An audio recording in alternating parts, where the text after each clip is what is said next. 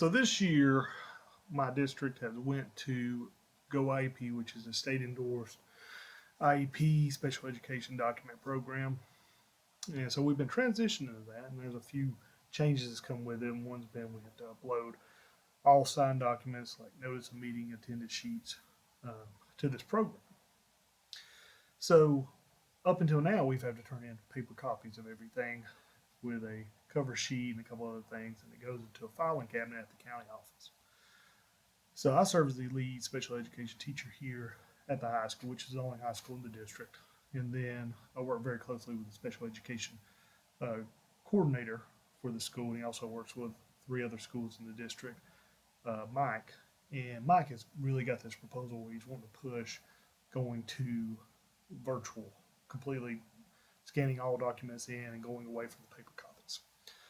So this has been on the horizon for a little while. We had a meeting scheduled earlier this week, and I thought this would be a good opportunity to try the fist to five approach. And I know all members very well. The other parties were Patty, who is our administrative assistant in charge of compliance for special ed, and Christy, who is our special ed director for the county. So I've known all these individuals for years, so I feel very confident and comfortable with them. So we met at the county office to discuss this, and everyone already knew what the proposal was. I didn't really have to go into depth about what it was about.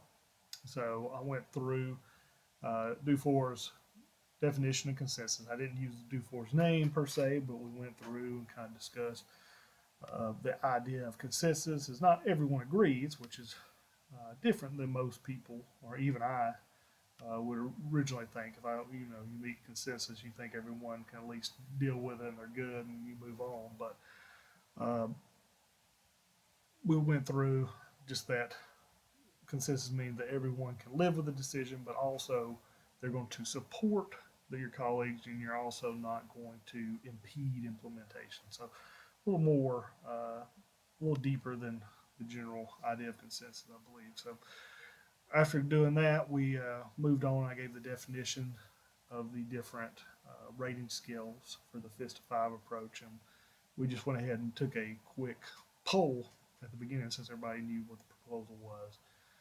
The biggest just opponent to this proposal is Patty, and we knew that going in, and she didn't even hold up a fist. She just voiced her complaint.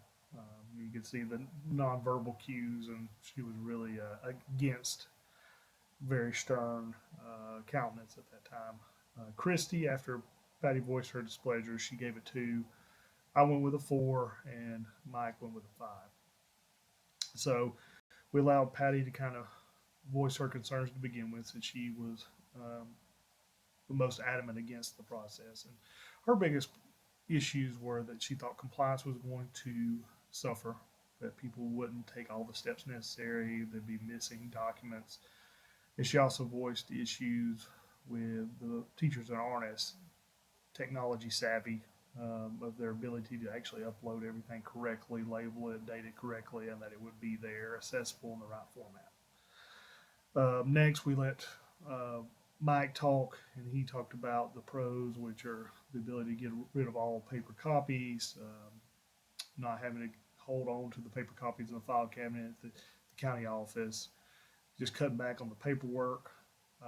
Christy voiced a lot of what Patty had said. Her concern was how it would affect Patty's job and her ability to ensure compliance. And then finally, I went through and talked about how I felt like it was a good thing. We're already asking teachers to do this. Let's take one more responsibility off their plate. I know there's protocols that have to be made, but I think it can be beneficial.